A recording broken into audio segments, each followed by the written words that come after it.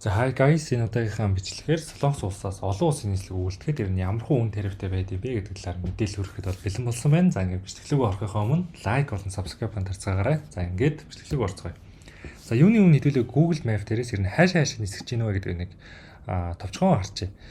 За энэ 5 оршууд дээр бол манай Сөүл хот бол байгаа гэсэн үг. За эндээс бид нэр Бээжин рүү нисэж болох нь байна. Монгол руу ойртоод за Монголоос жоохон холдвол бид нэр энэ доошоо Шанхай руу очиж болно. За эсвэл яг эсрэг зүгт нь яваад бид нэр Токиод очиж болох нэ. За нэгэнтээ Сөүл хотод очоод Сөүл хотыг үзсний дараа Монгол руугаа буцахаас өмнө энэ гурван хот руу очих юм бол ер нь бол маш хямдхан байдлаар бол үзэх боломжтой учраас энэ бичлэг бол хийж байгаа шүү.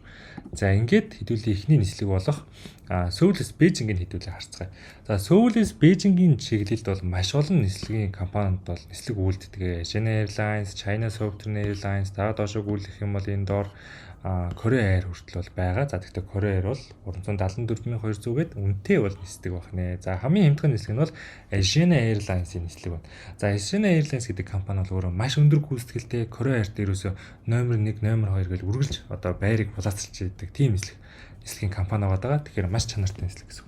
За ерөөсөө 2хан цаг нисээд бид нар бол Бээжинд бол очих нь байна.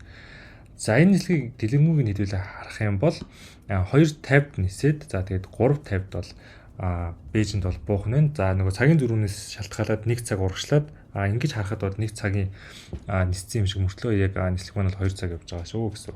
За тэгээд энэ нислэг маань бол 23 кг-ийн чиндамтай. За жижиг гар ачаа болон цүнхтэй бод орцуулж болох нэ. За ингээд Сөүлээс Бээжингийн чиглэл рүү ердөө нэг талдаа 332,000 төгрөг төлөвлөл та Бээжин очих нь. За ингээд Бээжин хотыг үзчихнэ гэсэн үг. Хэрвээ та Монголоос хоёр талдаа одоо тикет аваад Бээжин рүү явах юм бол 763,200-д хамгийн хямдхан нь бол тэр байсан шүү дээ.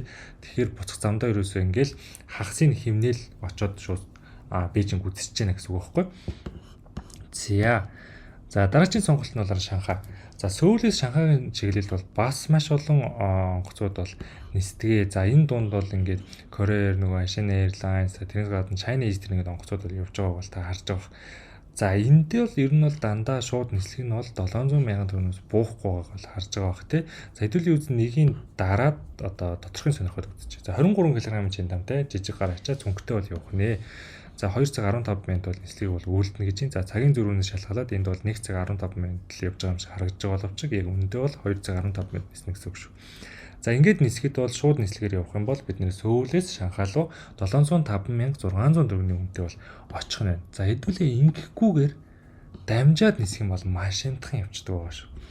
За ингэж дамжих юм бол хэдүүлээ эхлээд Инчоноос гараад энэ Кёндао гэдэг газар буугаад за тэндээ нэг 2 цаг 15 минут байжгаад Кёндаоос Шанхай руу нисчихнэ гэсэн үг.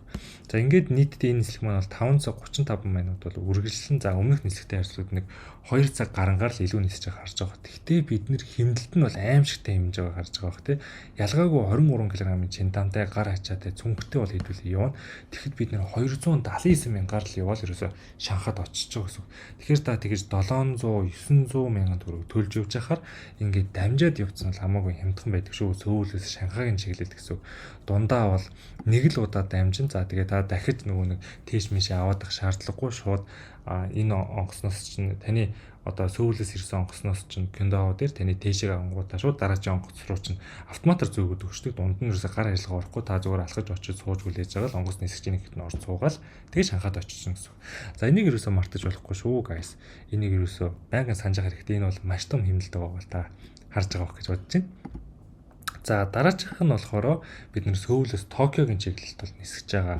За Сөүлээс Токиогийн чиглэлд бол бас маш олон нислэгүүд бол үйлдэгдэг. За энэ Jeju Air, Jin Air, Eastern за тэрнээс гадна Японы өөрөөх нь Japan Air гэдэг нэртэй онгоцны компани бас байдаг бол санагдаж байна. За үн терапийг харах юм бол үгүй хамгийн хямдхан нь бол энэ Jeju Air-ийн онгоц байна. За тэгтээ хэдүүлээ дарж хараад за тийм баха энэ нөгөө 15 кг-ийн жижиг одоо тийштэй явж исэн учраас ийм хямдхан байсан байх нь байна. За хэдүүлээ хэсгээд харах юм бол 25 кг том чиндамтай байх юм бол 516,000 төгрөгийг бол төлөх нэ. За хэдүүлээ доошлуулад дахиад бусад сонголтуудыг харцгаая. За энэ бол бас ялгаагүй л 25 болцохоор бүр 600,000 төгрөг л яваад өгч байна. За Air Busan-ыг хэдүүлээ орж харцгаая. За энэ маань 15 кг-ийн чиндамтай бас явах нь том болох юм бол 600 сая төгрөг гарах нэ. За тэгэхээр эндээс харж байгаачлан энэ хамгийн ихний энэ Чежүү айрын гэж дарж сонгож оронгуудаа хойшны нэг гүйлгээд энэ 25 кг-ыг 516,100 төгрөгөөр бол явсан нь бол дээр байх нэ. За ингээд нэг талын тикет аваад байгаа шалтгаан нь Токио, Шанхай, Бээжин гэдэг хотуудаас Монгол руу шууд нислэгүүд байдаг. Да тэр хотоос шууд Монгол руу буцах бас энтэй адилхан нэг талын тикетээ бол авчнаа гэсэн үг. За ингээд явснаар бол нэг дор олон хот үзчихин. Хэрвээ та тусад нь яваад үзэх юм бол зардлын хувьд бол хамаагүй ингэж явсан бол хямдхан байдаг байгаа. Тийм учраас энэ бичлэгийг хийж байгаа гэсэн үг байгаа шүү. За ингээд энэ хүрээд бол бичлэг маань бол дуусчихин. За тэгээд дахин сануулъя. Сөүлээс Шанхайгийн чиглэлд явахдаа энэ Air ямар нэртэй компани вэ? Энэ одоо логотой энэ Shandong Airlines гэдэг нэртэй энэ компани нислэгийг бол үргэлж орж үзэх хэрэгтэй байх нь шүү. Хэдий дамжид нисэж байгаа ч гэсэн маш хямдхан явах нь байна. За ингээд энэ бичлэгээ бол өндөрлөе. Лайк болон subscribe хондарцгаагаарай. Дараагийн бичлэгээр уулзцгаая. Түр баярлалаа.